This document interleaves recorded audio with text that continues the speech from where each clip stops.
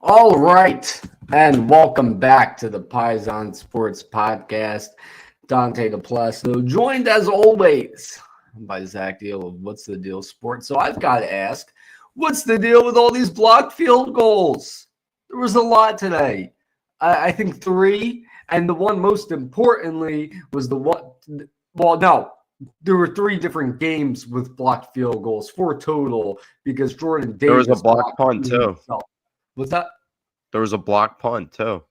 Oh, I didn't see the block punt. Yeah, a lot of blocked field goals today, but the most important one was the second one by Jordan Davis that he subsequently returned for a touchdown in an Eagles win. And what a win it was. You almost lost your breath trying to say those words subsequently. You almost lost your breath trying to say that words, and I lost my breath when Jordan Davis made that play.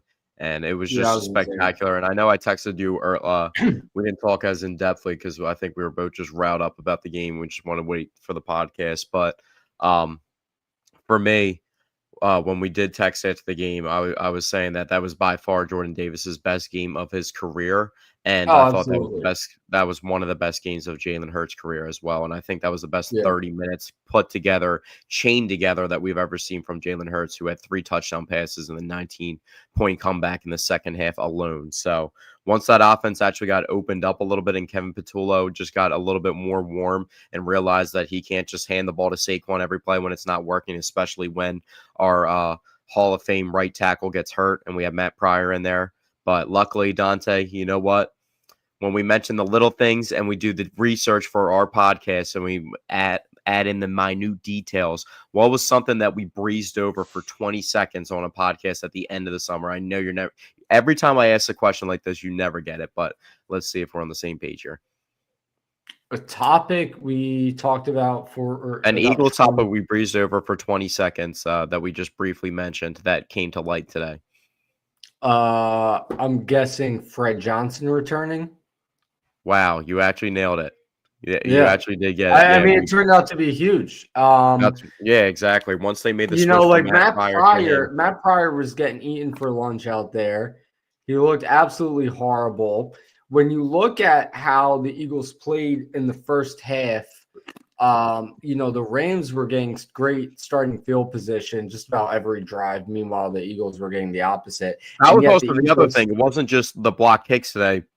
Our kickoff return was absolutely atrocious. Yeah, but we'll get to that in a second. I don't want to get off topic because I want to talk about what you were just talking about. So, as I was saying, the Rams, they were getting great starting field position just about every drive, and the Eagles were limiting them to field goals quite often until, we set them up at 1st and goal thanks to Matt Pryor just letting Jared Verse right through him for a strip sack on Hurts. And that touchdown they scored right after, seemingly put the game out of reach. Matt Pryor, I don't really know what was going on with that specific play. Matt Pryor with Matt Pryor, he literally was chasing after Jared Verse. Like, he literally chased after him. He didn't even set his feet to set a pass set. He literally just chased after him at the line of scrimmage and then just got beat and crossed over and created that big play. And you saw even just from the Rams also, once they noticed that Lane Johnson was out of the game and Matt Pryor was in, they ran all their blitzes to that side of the formation. It just confused the entire offensive line. And that's one thing that Saquon can get a lot better with is just the overall pass game. He has a couple drops. That one pass from Jalen he should have caught. And he's also not the greatest in pass protection where he didn't pick up that one blitz and a free blitzer came right in and made the play. Yeah, and also going back to what you said about Kevin Patullo realizing he can't just hand the ball off to Saquon all game. The other thing, too, is even with the passing plays he was calling, it was very conservative. It was a lot of dink and dunk. It was a lot of passes behind the line of scrimmage, screen passes. Which they're not comfortable with because they don't really do that. That's not something that's been a part of their identity. They use the run game, which they have a great running quarterback, dual threat quarterback that can run really well. And then they usually have a good running back that runs for 1,000 yards behind that great offensive line. And then they hit passes like 20 yards down the field, and Jalen's a good deep ball thrower, but they're not really comfortable with the short passing game because they don't really do it. And there was also, I think, the one play, you remember the one play where Jahan Dotson could have picked up that third down conversion, and the defensive back just came back and made a good play. I think that was a good play call. That actually worked, and it was open. It was just a good play by the defensive Oh, back. yeah. Well, but that's the thing is, not only did he stop just forcing the ball to Saquon a ton, but he also started letting Hurts just throw it downfield, throw it over the middle of the field, and let Hurts just trust his guys, throw it down the field, and move the ball much more efficiently, which also opened up the run game, during those 3 touchdown drives in the second half. When they did end up handing it off to Saquon after throwing it a bunch, Saquon found a lot more success running the ball. And so here's the thing. Before the Rams had that field goal blocked at the very end, I was assuming they were going to make it because it's a 44-yarder. Most people were. And what I was saying was, even though this is going to be a loss, right? It's just one loss on the season. But the biggest thing that's going to come out of this game, hopefully, is now Kevin Patullo understands what it takes to move the ball with this offense. So I was But the willing thing was, to trade. Dante, What's the thing was, he was the passing game coordinator. I know that's what boggles my mind. But So he knows what it takes. It's also kind of like, remember how Vic Fangio was a consultant on the original Super Bowl team from 2022, and then he obviously grew into the defensive coordinator role and took it over. That was also a big part of the game as well. It wasn't just like the highlight plays that Jordan Davis made with running down Matt Stafford when he tried to scramble on that third down, and it ended up resulting in a sack and the blocked kicks. But also, when the Eagles offense couldn't do anything in the beginning of the game, they were only allowing field goals, and they were putting their defense in horrific situations. Outside of that one catch from Devontae Adams that got hit deep down the field when when Reed Blankenship was covering him, the Eagles defense did a really good job of keeping the ball in front of them and not allowing touchdowns and conversions. They could have been a little bit more physical inside. They were kind of getting pushed around a little bit, but also when the Rams, their good guard, Dotson, came out of the game from injury, that's when it seemed like they became susceptible on their offensive line, and the Eagles took advantage of it, just like how the Rams were taking advantage of Matt Pryor until the Eagles switched to Fred Johnson. Yeah, and talking about, the MVPs of this game, right? Jordan Davis. Actually, before I get into Fred Johnson, although we've said this was the biggest game of Jordan Davis's career, let's actually talk about that for a second, right? Let's talk about what he did. The first big play he had in this game, actually, real quick, I just want to say the MVP of the defense in the first half, easily Zach Bond. He had one hell of a Zach Bond jumping in front of that pass. He's just all over the field. I just knew Zach Bond was him again this year, and he's been doing it all year when he ran down Miles Sanders 50 yards down the field on opening night in person. That could have easily been a touchdown, and no other and even linebacker outside of the interception interception. And even outside of the interception, he had a great first half. Second half, obviously, Jordan Davis. The first big play Jordan Davis made, which I was so hype from that play when Stafford rolled out and went to pick up the first down with his legs. Yeah, that's what we just referenced. Like he had nothing but green grass ahead of him. Jordan Davis just disengages, starts running after him, and I'm screaming at the TV. I'm screaming, "Get him, Jordan! Get him, Jordan!" Dude, I was screaming the exact same thing. If you asked my household, I was literally screaming, "Jordan, get him! Jordan, get him!" And he ran him down, and I was like, "Oh my god!" Because my first thought, Dante, was Stafford is already slow, but when he sees Jordan Davis running after him, he's immediately trying to go down. There's no way he wants any parts of that at all. Yeah, and he hawked him down, and then after that, I was like yelling. I think I was yelling something like, "That's right, Jordan! That's it, Jordan!" But yeah, it instantly reminded me of the Bills play with Josh Allen a couple years ago when they won the overtime game. Yeah, and that's the thing is, like, because of the blocked field goals and the fourth down stop, I feel like that is going to go down as such an underrated, such a forgotten play, but it was such a huge play of the game. And then that, of course, leads me to his next big play, the fourth down stop, which came right after their right guard left the game with injury. And I think it was lined up against the right guard. He just shoved the guy out of the way. Yeah.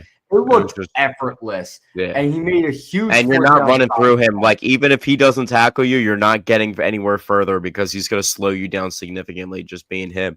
But it was just a ridiculous day, honestly. Just wrapped it up real quickly, just based off of the emotions, Dante. We're both the same age at 28. Of our times, where our comprehension level, I would say, probably started 2001, 2002, when they started going on that NFC Championship run of Eagles football. Was this not, if I'm talking regular season wise, was this not a top 5 regular season game since we've been alive?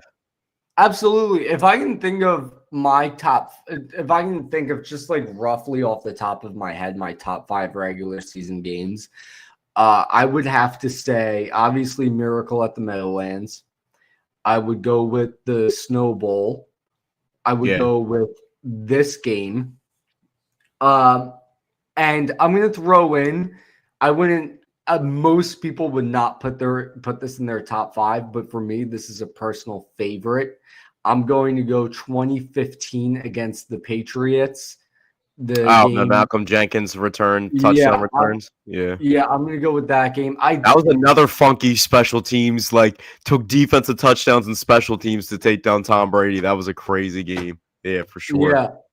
I think and if I can mix one in, because we're gonna say the same ones. We pretty much have the same 3 to 4, but one that I want to mix in is when it's just kind of random. It wasn't that exciting of a game, but remember when Carson? This is another one that just popped in my head. When Carson took us to 3-0 and we blew the Steelers out when we weren't even like supposed to, with Darren Sproles with that long catch out of the backfield that went for like 80 yards. Yeah, that was a good one. That was another good one. Was the Rams game when Carson tore his ACL and we won, and Chris Long had the strip sack in Los Angeles. The Rams game the following year was great too, when Nick Foles stepped in at QB after. Probably the Raiders. And then the game the following week against the Texans. The Raiders game, obviously, when he had 7 touchdowns. Was that watching? If we're talking about blowout wise, the 7 touchdown Raiders game with Nick Foles, and also the Monday Night Football game with Mike Vick first play. That's another. When I think of a great blowout game, I think Cowboys at home 44-6. I know you're about to say it. No, I was going to say 2017 against the Broncos. Oh yeah, I was at that game. 55. Corey Clement 3 touchdowns.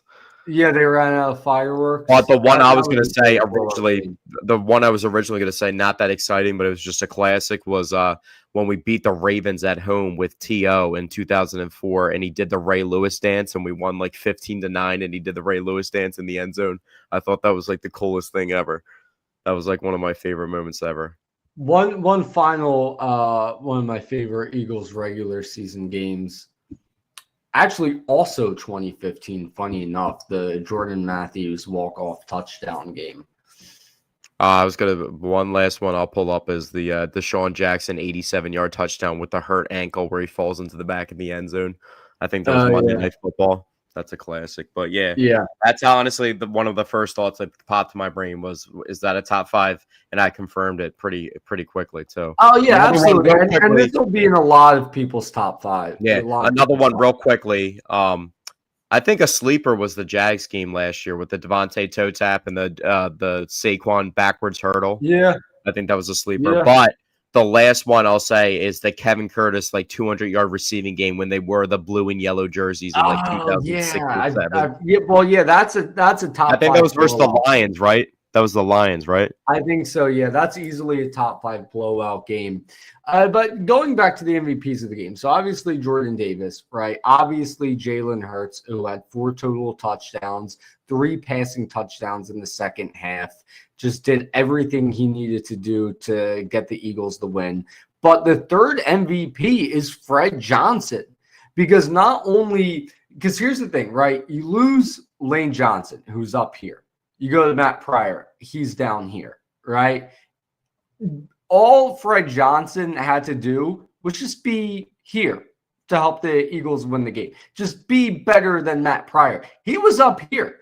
He was up here. He played really, really well. Why does it always seem like? Why does it always seem like it's a comeback and Fred Johnson comes in and everything turns? Like that's how the Saints game was last year because he came in and they had no points at half, and then he comes in at tackle for a hurt Lane Johnson, and Saquon has the 2 long touchdown runs in the second half, or the long touchdown run. The 2 long touchdown runs, and then that was the Dallas Goedert 70-yard drag pass. Man. He's that guy. They never should have even got rid of him.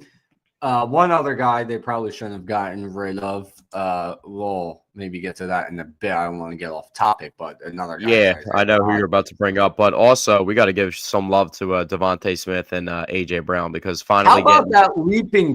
First of all, let's talk about some of the plays by those guys. The leaping grab by Devontae Smith was incredible. The 3rd and 10. Eagles backed up in their own end zone yet again, trying to drive down the field and take the lead late in the game. Hurts throws it to A.J. Brown. The defender puts a hand on the ball. A.J. Brown just rips it away, shoves him off him, and runs downfield. You know that dude listed at. You know that dude's listed weight when he came into the league was 160. Emmanuel Forbes, the cornerback that was trying to cover him that got drafted in the first round by Washington. I didn't know that. So, like, I'm not trying to downplay, like, AJ's one of the most physical receivers. I was just, like, blown away. I was thinking to myself, like, AJ's like a Anquan Bolden type. He's actually pretty much Devontae Adams, but more athletic. That's what he reminds me of. He's just pretty much more athletic Devontae Adams, which is scary because Devontae Adams is a Hall of Famer. So, but AJ just flashed his colors today. Like, that stiff arm, the other play where he broke a tackle and got another 15 yards on 3rd down after he caught the ball at the yard marker. I mean, I can't say enough. And also the huge play that sparked the entire comeback was the touchdown that got the Eagles offense rolling with that Dallas Goedert cover 2 beater right up the middle of the field. You know what's funny? I saw somebody on Twitter mention there's a parallel with that touchdown, but then there's a parallel that I want to talk about that I noticed. I haven't seen anybody else mention. But looking at the Dallas Goedert touchdown, right? It was the start of the comeback, okay? It was by a tight end. It was over the middle, and the middle ends is what you're saying. And it was on. Yeah, and it was on a quick drive. It felt very similar to that quick drive, capped off with a touchdown throw, the tight end over the middle, which sparked the comeback. Now, the end of the comeback. You know what it reminded me a lot of when you look. Touchdown, how all of that shaped out. Do you want to know what that reminded me a lot of? What's that? So, all right, I'm going to lay it out to you exactly, and you'll know what I'm talking about, right? So it's 4th and goal. Jalen Hurts throws a touchdown to his receiver out of the slot in the corner of the end zone. It was just barely a touchdown on 4th and goal. They then proceed to go for the 2-point conversion. They don't get it. The defense gets the ball back with enough time to win the game with a field goal. What does that remind you of? I thought the direction was going to lead me towards the Bills game from a couple years ago, but it took me off the rails when you started saying the field goal to win the game. So, I'm honestly drawing a blank right now. The double doink game. Remember Nick Foles? Oh yeah. 4th and goal throws a touchdown to Golden Tate in the corner of the end zone. To barely a touchdown. Yeah, it was barely. Yeah, they don't get the best play that Golden Tate ever made as an Eagle. And then the Bears get. And then I was thinking that parallel before what happened next, which was the opposing team gets down the field with ease. They set up for a game-winning field goal around the 44-yard area, and one gets double doinked, the other one gets blocked, and the Eagles. You know what parallel I want to make, Dante, is like, doesn't it always feel like the Eagles have like 2 players that were like drafted right around or like acquired right around each other, and they make a huge impact in the game? Like A.J. Brown was traded for after they traded up to go get Jordan Davis. Right. Yeah. And it always seems like Quignon and Cooper are like feeding off each other and playing off each other. And it just seems like there's always parallels. Like when Jalen has a good running game, it's like Landon Dickerson, is usually paving the way for him. It always just seems like they're, and then Milton Williams was obviously turning up in the playoffs last year. It always seems like the slot of like guys that were acquired around the same time, or just like Zach Bond, like just the entire year of Zach Bond being the best defensive player and Saquon being the best offensive player. And they're just Yeah. both free agent additions. You know what I mean? So Yeah. That's a I, very I, good point.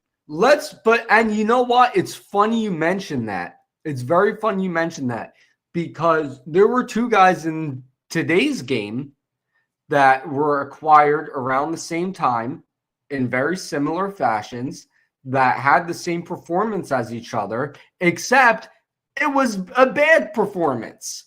I'm talking about John Mechie and Tank Bigsby, the guys who couldn't field a freaking kickoff that kept leading the Rams, that kept leading the Eagles having poor starting field position, that kept leading the Rams having great starting field position, that really helped fly everything off the rails. Yeah, their kicker actually had, like, if you think about it, their kicker actually had a huge impact on the game. The Rams Oh my kicker, God, yeah. Cardi, because he was making a huge impact positively on the kicks, on the kickoffs and everything. Every time they scored, he made the other 4 field goals, but he had 2 blocked.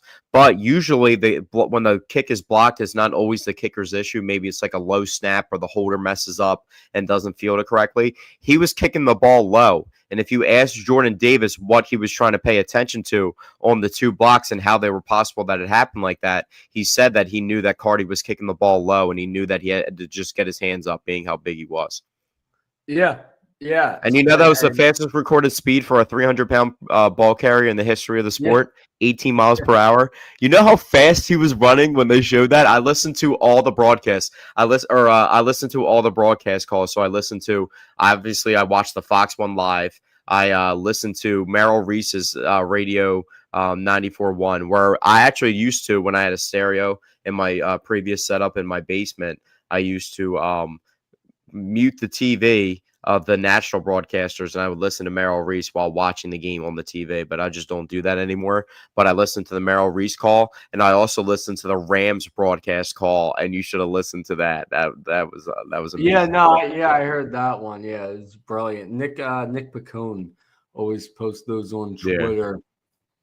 Yeah. So, yeah, I mean, all in all, it was just a phenomenal win for the Eagles. I really, really hope they continue that play calling because, I mean, the proof is in the pudding. It's way more effective. Like Kevin Patullo was like on the verge of, I think I tweeted he needs to be demoted for the situation he put them in, and then it seemed like he was the one that also pumped them back to life when he just opened it up.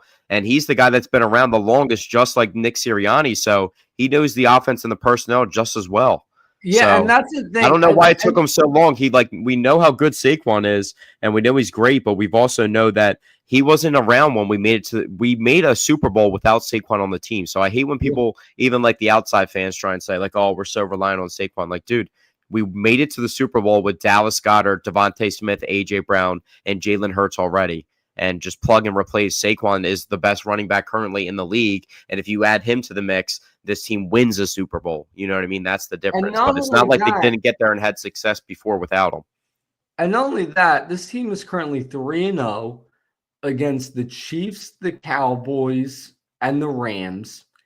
And I don't know if I would consider the Cowboys a quality win because the Cowboys. No, yeah, I mean, probably not. But the point I'm getting to is Saquon, in 2 of those games, he was not very effective at all. He had a good game against the Chiefs. He was pretty much. Well, he's not even like he's having bad games though. He's getting like 4 yards per carry. He's getting like 20 carries. Like we're just used to like 2.3 yards per carry today. He still had like 80 yards though, didn't he? What's that? Didn't he still have like 80 yards?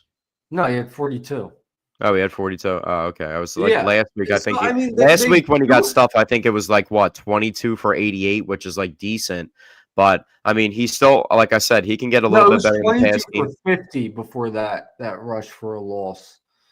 But but I think he can get a little bit better. They got predictable because he wasn't able to pick up the pass protection, so they put AJ Dillon in, and they never handed him the ball. The only time AJ Dillon would come in is when you knew it was going to be a pass because he had to come in and be an extra protector in the backfield for Jalen Hurts. So they kind of became predictable in a couple plays in that department as well.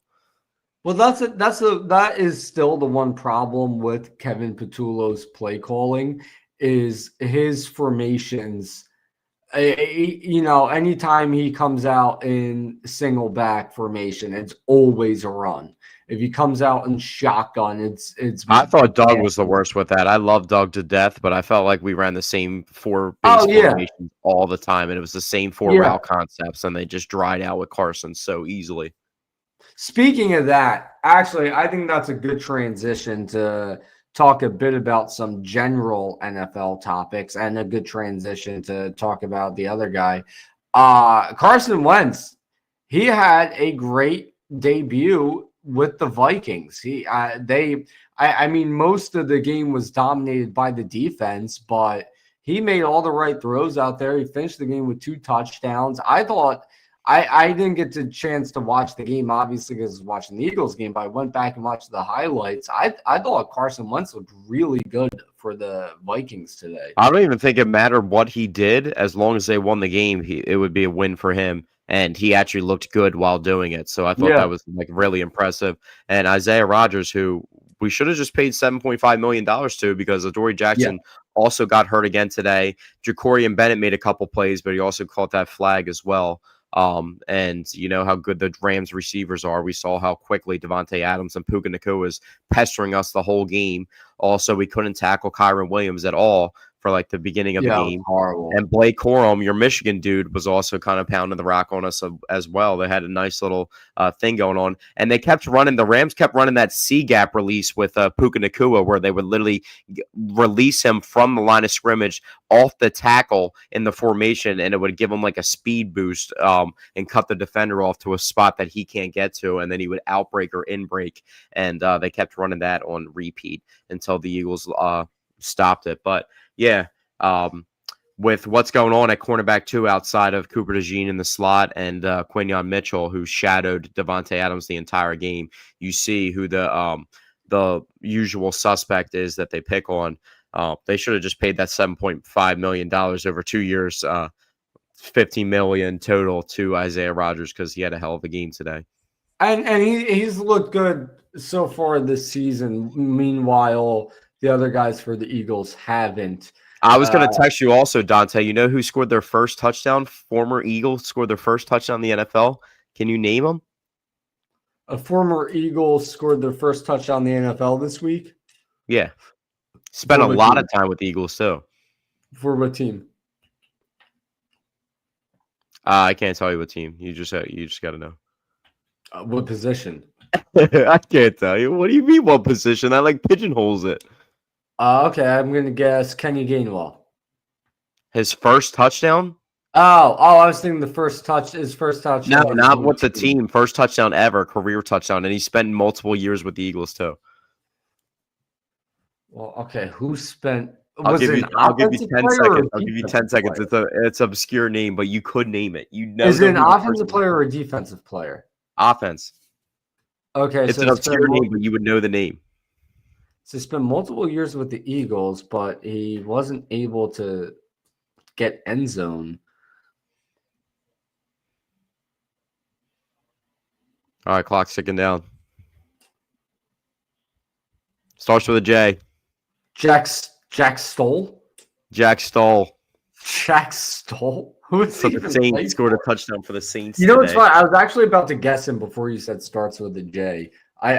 Because I was thinking, I was like, well, Jack Stoll. He spent like 2 years or 2 or 3 years with the Eagles, and he just never scored a touchdown. He was just in there for blocking. That's what had me about to guess him.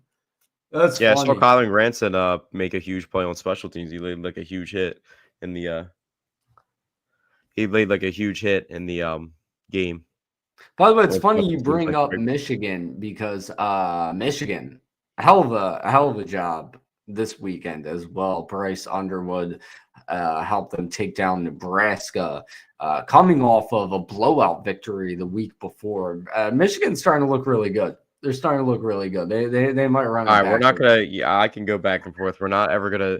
The one thing that we talk about college football is not going to be about Michigan, but I'm not going to also be, you know, I'm not going to go down the rabbit hole of talking about college football just because you want to mention Michigan. But we all know Michigan's trash, and yeah, we know who the real team is, the Notre Dame Fighting Irish. But meatball of the week, I have one.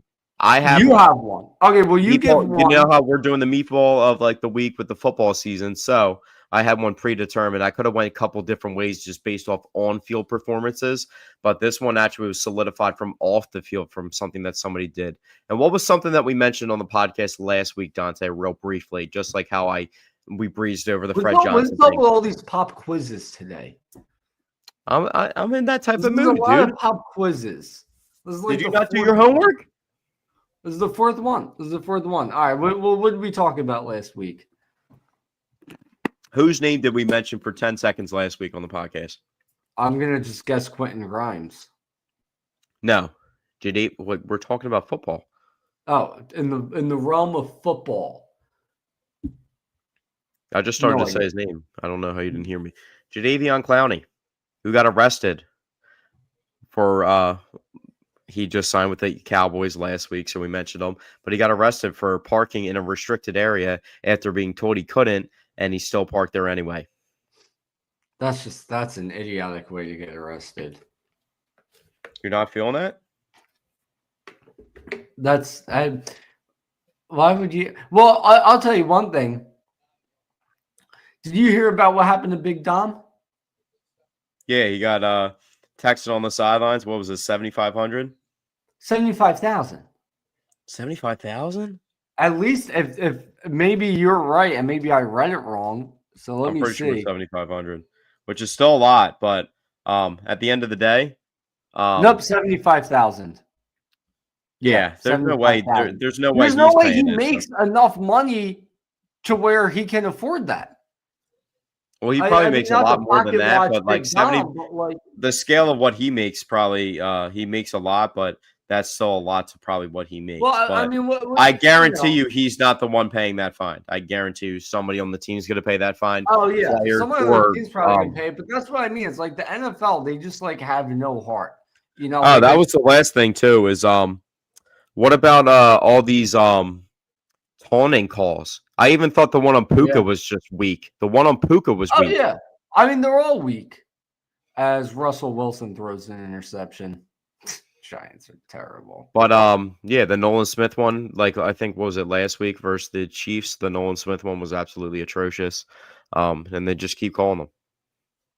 Yeah, no, it's bad. And one thing Jalen Carter got one. Jalen Carter got one too again.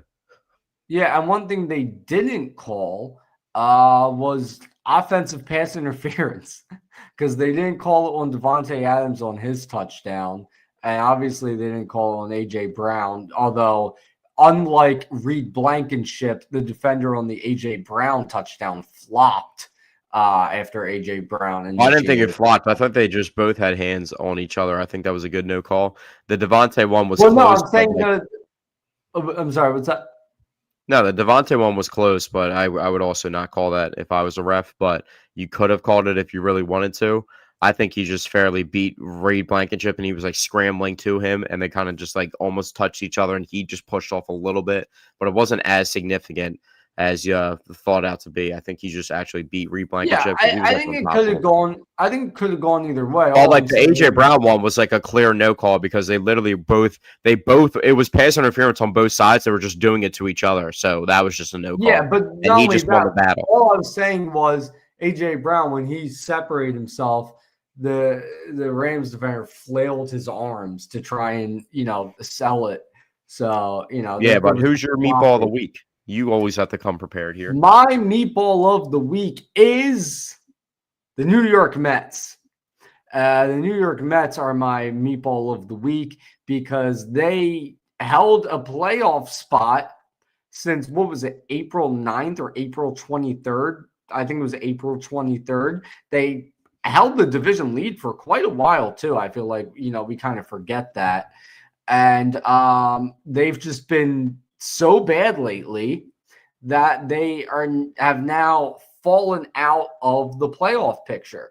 Why did With you not text me back when I sent you the bet of me having the bet for plus 1,700 of the Phillies to win the division and the World Series together, both? So I already got one I leg don't of the recall that. I sent it to you last week. But yeah, first thing I want to talk about with the Phillies, Dante, is there an actual consideration or question to who the leadoff hitter should be? I know we talked about the batting lineup. I think I originally brought this up. Did I not? Did I not bring this up? I know, last but I don't week? know if it's changed a little bit since the last time we talked about it, even though it was a recent topic. But Trey Turner, I mean, we are talking about a guy that is qualified to be had the best batting average in the MLB in the National League, but he is injured. But is an actual conversation with Harrison Bader now, or do you? Yeah, Like, absolutely. It's a conversation. Bader's been do you think phenomenal in the Phillies could win with like multiple different lineups that they show?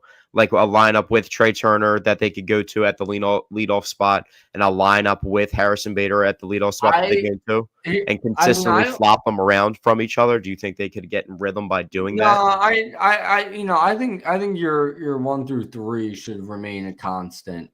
I think they should go with one Well, or I the think you have other. to extend that. I think you have to extend that to 4 because I feel like the 4 is the cleanup hitter is like the most rhythm hitting position in all the 9 lineups in all the 9 But positions. they don't. But the only thing is, they don't really have a true cleanup hitter. Well, that's also too. We have to see. We have to see what happens with. We have to see what happens with Alec Bohm when he gets back as well. I think what his first game was back was, I think, a couple days ago. Yeah, they put him in the cleanup spot today. I mean, they went down pretty quickly, 6-0 with Ranger. It seems like every time they get like blown out real quickly, Ranger's the one that's on the mound. He's just throwing lollipops.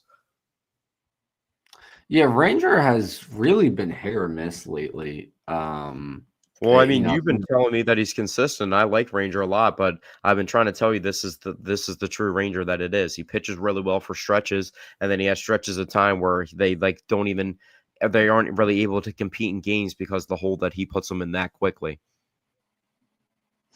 And it's like so like obscure of what to expect from him because sometimes he puts himself in a lot of trouble and he gets out of it like in like a Houdini fashion. And there's other times where he puts himself in trouble and the runs just start racking up on the scoreboard. It's like either or.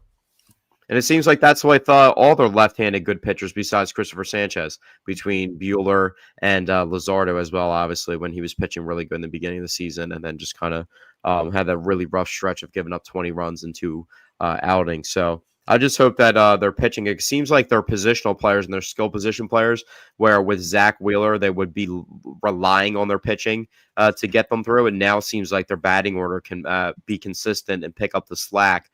But it might come down to what the pitching can do consistently without Zach Wheeler in there. Yeah. Well, one thing, and not to switch to a completely different topic, but one thing I feel like is something we should talk about today, because this is really the only, it's going to be maybe less of a topic next week. But right now, so obviously last week, we did last week's podcast right before the Eagles, the Phillies won the division officially, right? But the magic number was down to 1. We knew they were going to win the division. So this podcast, Phillies division champs, isn't much of a topic because we already knew it. But right now, we have a bit of a seeding situation, right? We are currently 3 games behind the Brewers for the top seed. We are how many games ahead of the Dodgers? 7 games ahead of the Dodgers for the 2 seed. So, I mean, that's... Oh, did you see what I sent you about the Dodgers, too? I'm glad that you brought them up. Will Smith might miss the entire season, the rest of the season. Oh, wait. No, I said 7. I was looking at the Brewers' win-loss record. No, we're 4 games ahead of the Dodgers. Sorry. So 4 games ahead of the Dodgers, 3 games behind the Brewers. You just said Will Smith is out for the season? Yeah, he broke his hand, and he might be out for the season. That's a 300 hitter you're taking out of the Dodgers lineup right in the middle of the order.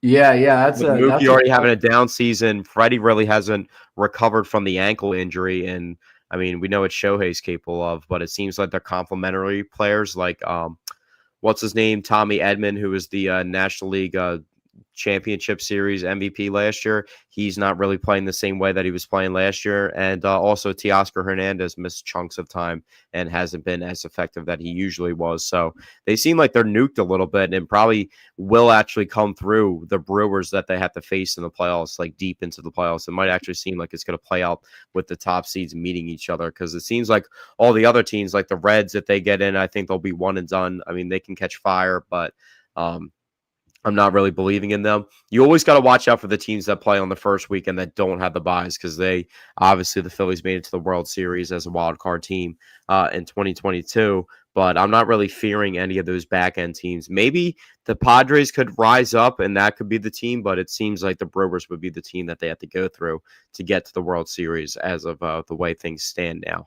The only team I would be scared of in the playoffs is the Mets, and they might not even make the playoffs now. Now, looking at it, the Reds do have their final series is against the Brewers.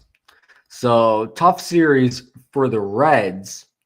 But that could end up being such a huge series, because if the Reds win that series, then not only do they help knock the Mets out of the playoffs, but they also potentially help us get the 1 seed.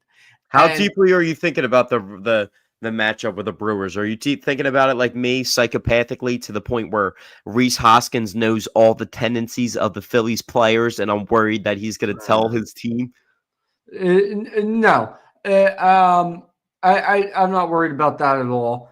They have sneaky good pitching, and they have a couple young guys that really add some juice to their lineup. And it seems like they have a guy that does a little. They have like a pinch of a guy that does a little bit of everything all throughout their lineup. Like Christian Yelich is really the glue, but they also have Jackson Churio, Reese is the power bat. They have Bryce Terang, who makes plays. They got Perkins in the outfield that makes plays as well. So they're definitely a team that they have Sal Frelick, who's another like fast guy that can run around a little bit and then hits extra base hits. So they are a sneaky team. Here's the thing: the Brewers, obviously they've had a phenomenal season and they're a great team.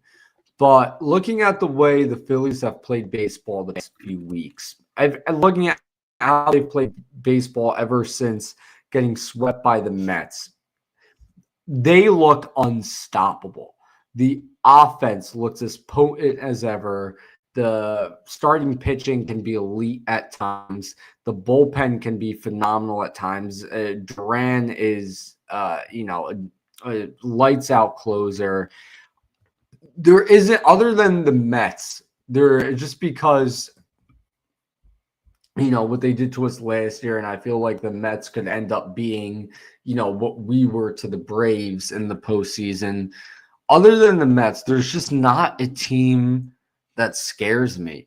I think they only had 2 runs today with 11 hits, and Alec Bohm was 4 for 4.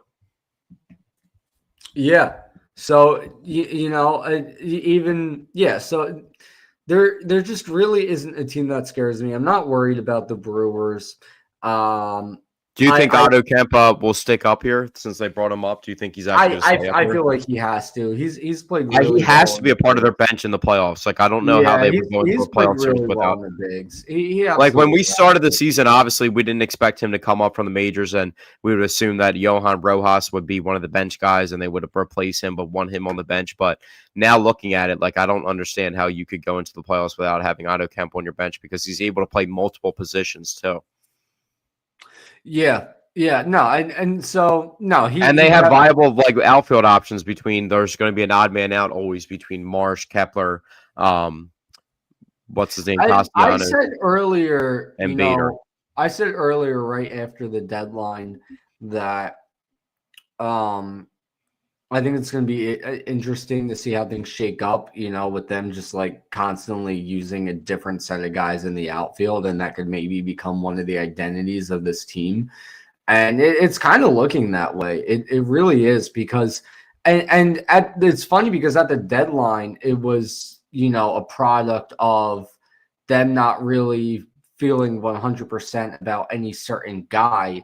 And that's why they were constantly switching it up. Right now, it's more so because they're all playing well, right? Well, what do you think about Castellanos' comments? Do you think that's actually going to create an issue in the locker room? No. One, no, it's not. Two, I hate the media because in the one interview, they were like really trying to pick and pry a negative. Well, I was listening to sports radio last night when I was driving home, and they were really trying to point it like it was Castellanos' issue, and it wasn't like Rob Thompson. But why are we even trying to create issues? I mean, they're playing great baseball. Well, Rob Thompson also said he has an open door. Hot, and we want to talk about Nick Castellanos' comments. Get out of here, dude! It's such. Also, the craziest part was, didn't he hit like a 3-run home run like that day or the day before? Yeah. He's been playing great baseball lately. Today, he made even when they got blown out today, he made a great catch on the warning track, and he drove in a run. Yeah, and I was tweeting out, like, if he was fast, I think his issue is how, like, superhuman slow he is for some reason. I don't understand why he's that slow. I don't know why he's that slow. But if he was actually, like, a little bit faster, he'd probably be a plus defender. Yeah, no, absolutely. But he's also, that's some of his issues sometimes with chasing those outside sliders, and he'll try and push an extra base to get that double, that career double spot up, and he's just so slow. Sometimes he gets thrown out. Schwarber does it sometimes too, where he tries to push a single into a double, and he'll just get thrown out on a really bad base running play. But I mean, I'm not concerned about it. I'm just saying. Yeah, but going back to what I was saying, so all of the outfielders have been playing great as of late. Bader, Marsh, Castellanos. And technically, you could consider Schwarber a part of the outfield. If they really need to, they could throw him out there if they really needed to. Yeah, and even Weston Wilson, who played in the outfield. Don't bring him up. You know he's my least favorite player. Yeah, but he's been playing better. Who's your least favorite player of recent Phillies memory?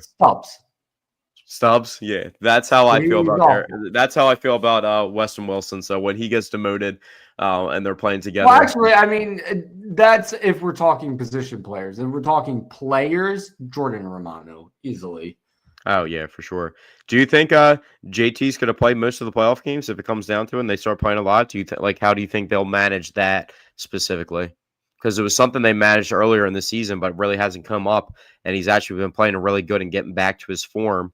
But do you think he can actually hold up with the wear and tear and play every game in the playoffs? Yeah. I mean, it's the playoffs. There's plenty of rest. He'll be able to play every game, absolutely. But also going back, I mean, just going back to the play for seeding a bit. So there's 2 series left, both at home. Each team has 2 series left, so just only a week left of baseball, which is crazy. And I know that every preseason, right before the season starts, we pick a win total. I think we both set it around like 93 to 95. We did pick a win total, didn't we? I'm pretty sure we both set it at like 93. We might. And they have 92 wins right now. I think I either said 93 or 94. I want to get or 95. It was somewhere between that. So I don't think I went right now. 95. So I think I went a little bit less than last season. So there's 6 games left. Do you think they'll be able to obtain 95 wins? How many wins do they have right now? 92. Yeah, they can get 95. Yeah, they would just have to go 500 the rest of the way. They have a series against the Marlins coming up. But the point I want to get to is I love that with a week of baseball left to go, their playoff position is not set. This gives them a reason to keep playing going into the playoffs so they don't get cold, right? Especially when you consider they're most likely going to get a first round bye. They're 4 games ahead of the Dodgers, right? So they're going to have the first round bye. They're going to get that time off. So I'd rather them keep playing up until that bye so that they don't go cold into the playoffs and have too much time off. It allows them to keep the momentum going by keep winning games. Not only are you still playing, but you're winning games because you need to win those games. You're not playing. I them think the just one thing I to will them. say is like they do need to save arms a little bit though. They can't overwork the starting pitching specifically. Well, yeah, and that's why I feel like instead of Walker and Bueller combining for a start, which is kind of funny because it's the two Walkers in one start, Taiwan Walker and Walker Bueller. I feel like they should be splitting up those starts to make it a 6-man rotation, just ahead of the playoffs. But and looking at the two series they have coming up. So they have the Marlins and they have the Twins, two bad teams, two teams that they're going to have to win games against in a fight for the 1 seed, in a fight to keep the 2 seed at the very least. So I think it's shaping up perfectly for them to go into the playoffs with a good bit of momentum. You know, it's crazy. Who would have said before the season started, even with Acuna out until MDW weekend when he made his debut, that the Marlins would be alive further than the Braves were. The Braves have been eliminated. The Marlins are still mathematically alive. I didn't even know that. That's very funny. Also, the Brewers play because the other thing I'm thinking too is, well, what if we hypothetically go 2-1 against the Marlins and the Brewers go 2-1 in their next series, and then that means they've locked up the 1 seed going into the final series, and the Phillies rest their starters because meanwhile the Dodgers got swept in their series and the 2 seed is locked up. They're locked into that seat. The Brewers, they played the Padres this upcoming series, and we play the Marlins. So there's a good chance we win the series. Brewers maybe even lose the series to the Padres, or we sweep the Marlins and they don't sweep the Padres. And it's still alive going into the final series where the Brewers, I mean, they play a playoff team in the Reds while we get to And then play they would the get the days off after from Twins. competing that hard for the number 1 seed. They get the days off if they win the number 1 seed. Well, they get days Obviously, off even if they get the 2 seed. That's what I I mean. know, but I'm just saying, like, even like if they push that hard to get that done, they still will get the time off in between to be able to rest and recover and get back to Yeah. full strength. So, And hopefully you get Trey Turner back. And listen, the other thing too, this team has looked unstoppable with an injured Trey Turner.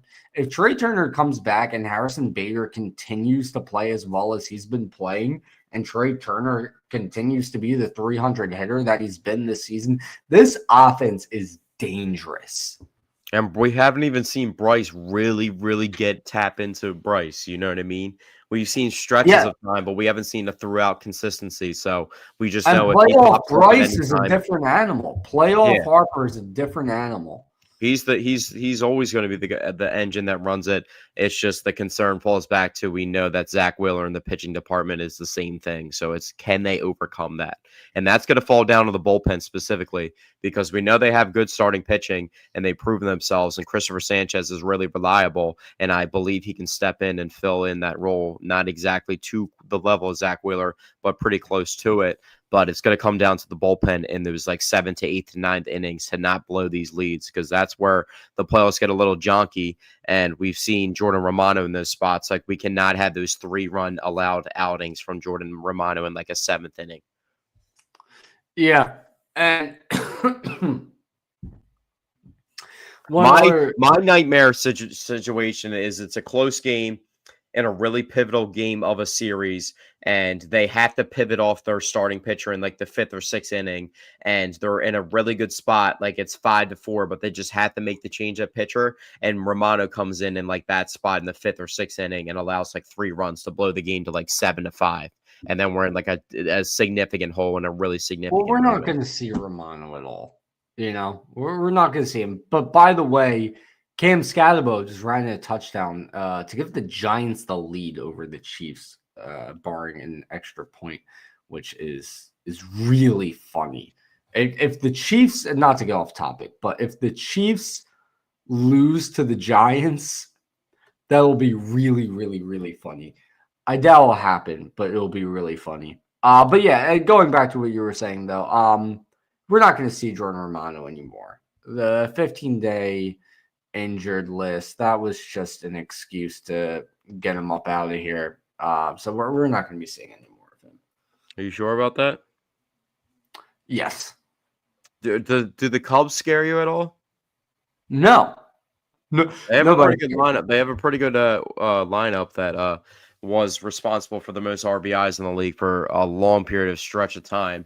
And their outfield's really good in offensive productive wise and on defense as well. So, but I feel like they just don't have consistency. But they do kind of scare me because if they get rolling like they kind of were in the middle of the season, then I feel like they can really stretch things together. But I really think it's probably going to come down to them, the Padres, Brewers, or maybe the Cubs. I think the rest of the teams. And then AL wise, who would fear you?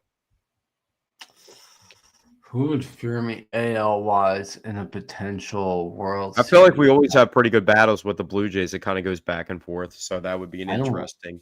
And they have one of the best records in the AL. I think they actually had the best record in the AL. Obviously, the Yankees, the Red Sox, who we didn't think was going to be in this spot after trading Rafael Devers, and we thought they were pretty stupid for that. Listen to me. Listen to me right now. I don't think there's anything I would love more than a Phillies Red Sox World Series. That would Why be is that? That would be so good, dude. I think I would have Phillies to. I would Red have to attend the Sox- game. I would have Phillies to attend Red the game. Sox, Citizens Betting Park and Fenway Park. I would have to go to Fenway. Phillies fans and Red Sox fans, Phillies atmosphere and Red Sox atmosphere, like, dog, that, like, if you're, in my opinion, if you're just like a baseball fan, Yeah, if you're a baseball wanna purist, that's see- heaven. yeah, that's what I mean. You could say the same about the Yankees, though. Nah. Yeah, you can. Yeah, you can. With the Yes, Red you can. Sox, it's just it's just different. I don't know like how to explain it, but it's just Listen. Phillies, Cubs, National League Championship Series, Wrigley and Citizens Bank Park, and then Yankee Stadium and Fenway AL Championship Series. Yeah. Tell me that can't be painted better than that. Yeah, no, that'd be pretty sick. And then what would also be funny is maybe people would want to see a World Series, like a lot of national fans would want to see a World Series of Fenway and Wrigley, the two oldest ballparks by far, and then the Phillies just spoil that by beating the Cubs. But yeah, no, I would love a Phillies Red Sox World Series. I just don't think the Red Sox are a team. Also, remember, we are getting the All-Star game next year, too. We do get the All-Star game, and we also get the Field of Dreams game. Yeah, that's interesting. I was just thinking about a venue. And we also get the World Cup. That's pretty cool, but I'm not a soccer guy, so I don't really care. Yeah, but it's the World Cup. Also, the UFC is actually doing a UFC White House event next year in July. They'll actually be doing a fight on the White House lawn, which is actually completely confirmed. So that's actually very interesting. So we got some cool sporting events. And by the way, the trend continues today because the Chiefs blocked the extra point by the Giants. So that's just been they're just gonna have to go. Like a memo is gonna have to go out to NFL teams about teaching blocking field goals. Well, you know what? It's too much with the blocked field goals. They need to make that illegal now. Get rid of that play. Well, I think it's also they carry their offensive line so light. So there's like 8 offensive linemen total that they have. So like the backups that are in there on there might not be the strongest. And then they have tired offensive linemen that just work the whole drive beforehand anyway. And then you got fresh defensive linemen that come in that are hungry, that only play special teams, even though it was Jordan Davis and Jalen Carter. But we've seen other times. Remember, what was the dude's name? That Treston it was like Treston Hester. That blocked the Bears. Trayvon Hester. Trayvon Hester that blocked the Eagles, like reserve defensive tackle. You know what I mean? The most obscure guy. So yeah you never know who it's going to be. Trayvon Hester. That was like he was one of those like preseason MVPs, you know. Yeah. But So, before I we feel get like I out didn't of see here, also before Eagles, like real quickly, just circling back to the Eagles. I feel like I didn't see Za'Darius out there as much this week. no, we didn't really see him a whole lot. I felt like we didn't really, other than the first block field goal, we didn't really see a whole lot of Jalen Carter. I haven't seen much of Nolan Smith. Yeah, Uh, exactly. It really felt like I noticed Quinion because he was shadowing Devontae. Cooper was in on some plays. Reed was in on some plays. I feel like Makuba didn't really flash at all today yeah, no, we either. didn't see much of McCoobie. I mean, Jihad had a decent game. He was really running people down. Like not that he necessarily got beat, but he made a couple like trailing tackles that I noticed. But well, the thing with the Eagles defense today was they just did a good job of bend don't break. You know, yeah. they were giving up, they were letting the Rams move the ball downfield with ease. But there was also Um, so many spots where, because of special teams, they were getting put in horrific spots, and the offense was putting them in bad spots too. And they were just like they were already in field goal position, but they kind of just held the wall oh my up God, and only allowed 3. the Chiefs. Wow. So there's a minute 20 to go. The Chiefs have to punt out of their own end zone to the Giants with a minute 20 to go. The Giants might go in the halftime with the lead. This is really funny. But our last topic, you already know what our last topic is. Quentin Grimes. We are like literally 3 days from training camp, and we have no update on this dude. And do you even care about? Honestly, I'm not even hating now. That was going to come out really wrong, and that was going to sound really bad for the podcast. I was literally about to say, do you even care about Sixers basketball right now with what the Phillies and Eagles are doing? But I always No. care about the Sixers. I always defend the Sixers. But honestly, they're Well, really on the back burner right now. But I don't know how we do not have any news. It seems like we haven't had any general NBA news at all recently from anybody. Even if well, it's like LeBron or like KD or somebody like gigantic yeah, Steph, like we yeah. haven't heard anything from anybody.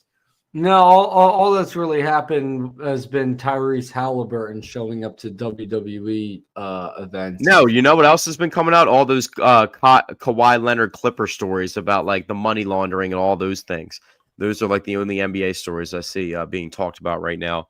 But yeah, I don't really know what's going on with I that. wanted to say, you know, since you're asking me, do I even care about the Sixers right now? So my brother was texting in the group chat about how this new intern at his job, you know, those guys that like pretend to care about sports, but they don't actually watch. They kind of just try and use it as a way to make conversation. So, you know, this That's guy, a dangerous game to play with a guy like me, honestly. Really yeah, dangerous game. and so this guy, you know, my brother said, you know, the guy obviously didn't really actually watch sports because he didn't realize Paul George was a Sixer, and there was another thing too.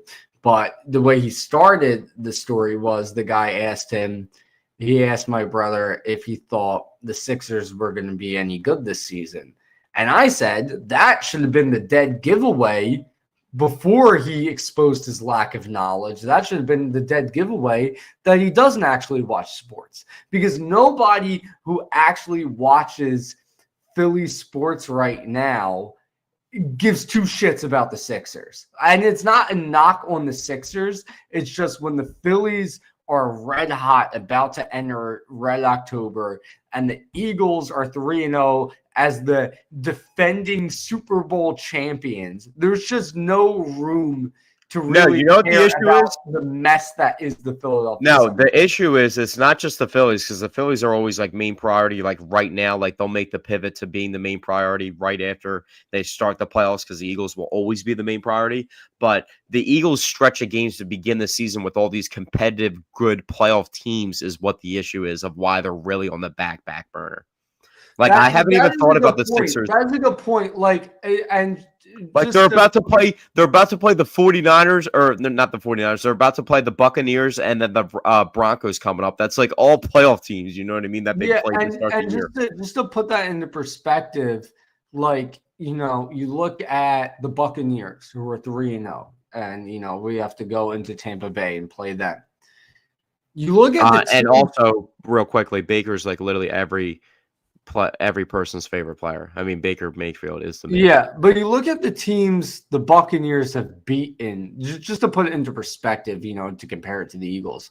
You look at the teams the Buccaneers have beaten to go 3-0. They've beaten the Jets, the Texans, and the Falcons. Yeah, but also they're all impressive wins too because they were in spots. They also haven't had Chris Godwin or Tristan Wirfs, which is a huge thing. But they might be back. I mean, we've beaten the Chiefs and the Rams, who through 2 weeks. 100%, yeah. But also the Chiefs are the Chiefs really the Chiefs right now. What's that? Are the Chiefs really? I'm always defending Patrick Mahomes and the Chiefs, but are the Chiefs really the Chiefs right now in the season of 2025? They're losing to the Giants at halftime. Yeah, no, the Chiefs are not the Chiefs. But really, I haven't thought about the Sixers besides did you see the picture of VJ and Joel working out together? And Joel looked like he was in really good shape. I don't want to play this game again with the Ben Simmons jumper videos and the Joel Embiid shape pictures, but he did look like he was in good shape. I didn't see the photo. But where would you rank, real quickly, just Sixers topic-wise? We have one Flyers topic, then we're out of here. Sixers, where would you rank talent? If we're looking at this team, take all the injury speculation away, all that stuff. If we're looking from a pure talent standpoint, this is actually one of the most talented rosters that they've had since we've been alive. Where would you actually rank it? Because this might actually be a top 3 most talented roster since James Harden days. Yeah, I was about to say top 3. Yeah, no, I mean, and that is a shame too. Because, you think, well, if this team stays healthy, they're a dangerous team. But that's such a big if. And it's a shame because there's so much talent on this team. But and there's other teams that are built like that too. We talked about how the top 3 drafting teams were all stacked if they added that top 3 guy. And the Spurs are stacked with De'Aaron Fox and Wemby and Dylan Harper and all those guys. And then now Dallas has what's his name? Klay Thompson, Kyrie Irving, Anthony Davis, and Cooper Flagg, they're stacked as well. So all 3 of those teams that drafted in the top 3 of the draft in the NBA are in really good spots. And then you got the Hornets that went really bold and took Con Knipple, but maybe that sparks them into actual winning ways, getting a guy like that that's not selfish like LaMelo Ball. So we'll see, but I feel like the NBA is going to be interesting this year because it changes from year to year. But with those gigantic injuries, we forget the NBA might just be dry because we're making a big transition switch. We thought, I'm not the biggest Jason Tatum lover, but him tearing his Achilles and then Tyrese Halliburton also going down. We don't really know exactly what to expect from, especially the Eastern Conference this year, and all the speculation about Giannis leaving the Bucks and what they did by losing Damian Lillard and then now signing Miles Turner, that contract. The Pacers got nuked even further. We don't really know the direction. Is Paolo Banchero and the Magic going to step up randomly? Yeah, no, I think the East is wide open this season, so it will be interesting to see. And also, they just got Desmond Bane too, so maybe the Magic are one of the teams that steps up, or the Cavs going to actually be legit. There's a lot of different question marks, so the NBA is going to be interesting this year. But Dante, we do have one Flyers topic randomly out of nowhere, but RIP to the legendary Bernie Perron, the best goalie in Flyers history. He's actually a guy that I knew because my dad showed me a picture of him meeting him, and he had a picture of his hand with all the championship rings on it. He was the Flyers goalie in the 70s, and he's considered the best goalie in Flyers history. And at the age of 80, he actually passed away today. So R.I.P. Bernie Perron. Yeah, R.I.P. Bernie. I mentioned pre-show how last week, ironically enough, last week you asked me to name just Flyers goalies, just testing my knowledge of the Flyers, which is almost non-existent. And all I said was Carter Hart and Niedermacky, completely forgetting Bernie Perron. But of course, RIP to him, an absolute legend from the Broad Street Bullies. Do you ever actually put the Flyers on? Because I actually do put the Flyers on occasionally. Do you ever you never actually put them on? Maybe once a season. That's how I am with the Union. And I never have actually watched a Union game or a second of a Union game ever in my life. Now, before we leave, just one final thing. Russell Wilson ended up throwing an atrocious interception into the back of the end zone. Chiefs obviously get the ball back. And on the first play, Brian Burns goes down with injury. So not good. Just absolute fire disaster for the Giants in that department right there. Yeah, and back-to-back plays. Also, one last thing has sparked my brain because we didn't talk about it. Kyle Schwarber's in a contract year. You know who else is in contract year, Dante? JT, Ranger. Jordan Davis. Ooh, yeah, he's going to get a new contract. I think that might be signed on Wednesday of this week. Yeah. And it wasn't just from today. He also went into the game before the game with 11 tackles, multiple stops, sacks, hurries. He had the most pass deflections of an interior defensive lineman. So it wasn't just his mark. I want to see, before you do your outro, I just want to see going into this game, he had a Football Focus grade of 72, which is pretty good. You know that the Pro Football Focus actually gave out the highest grade they ever gave out to us, Isaiah Rodgers, 99.9. He got a perfect grade today from them.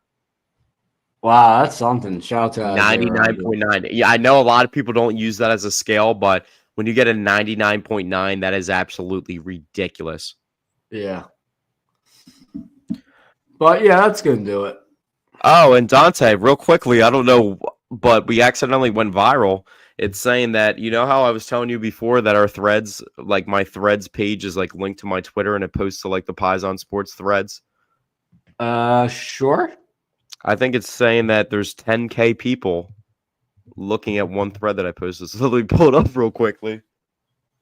What did you post? I said Jared Verse taunting the Eagles always leads to dominance. Because he's done it how many times? He did it before the regular season game. He started flapping the wings today when they were up by 19, and they absolutely turned around. So I missed a meatball of the week. I forgot the Packers player who said, "I feel like we can go undefeated," and then they lost to the Browns. Yeah, that was insane. That was another blocked kick. I mean, the block kicks were ridiculous. And while obviously my connections to Joe Flacco. Oh, Brian Burns is back out. He's fine. You know my connections to Joe Flacco. So when the Eagles blocked that kick on red zone itself, it was the Browns and the Eagles kick at the same exact time. It was absolute fireworks going on. It was literal fireworks going on at the same time. It was insane. I was freaking out. I lost my voice. I couldn't even think for a second. But thank you guys for tuning into Dante. It's crazy. Episode 115 of the Paisan Sports Podcast. Before you know it, we'll be at episode 150. If we're at the next time when we would do episode 150, would that align with the Super Bowl? Would that be enough episodes or so 4? I have no idea. And I am too tired to think about it. Nah, that would be way further than that because that would have to be like almost like 10 months. So, yeah, but thank you guys for tuning into episode 115 of the Paisan Sports Podcast. I'll be on call for the Delsey Timber Creek game Thursday, so make sure you guys go check that out on the YouTube page. And we'll be back at the end of next week to talk Eagles, Bucks. Also, the Phillies playoff seeding will be confirmed by then. And Dante, will we have an answer about Quentin Grimes by the end of next week when training camp starts? Probably not. Jonathan Kuminga, too, with the Warriors, has yet to be signed as well. So maybe they do a sign and trade and get Jonathan Kuminga and send Quentin Grimes over there. I'd be down for that. But thank you guys for tuning in, and we will catch you next week. Peace.